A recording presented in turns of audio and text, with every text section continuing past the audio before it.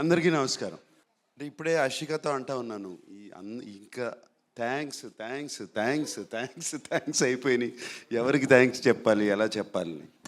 First ముందుగా చెప్పాల్సింది నేను థ్యాంక్స్ అన్కండిషనల్ లవ్ ఇచ్చిన అక్కినేని ఫ్యాన్స్కి.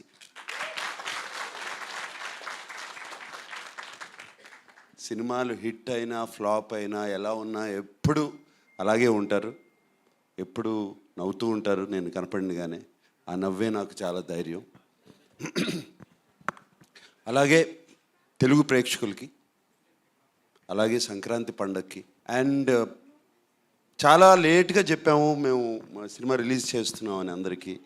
అండ్ డిస్ట్రిబ్యూటర్స్ అందరూ ఎంతో పాజిటివ్గా ఉండి మాకు థియేటర్స్ ఇచ్చి రిలీజ్ ఇచ్చిన డిస్ట్రిబ్యూటర్స్ అందరికీ మరీ థ్యాంక్స్.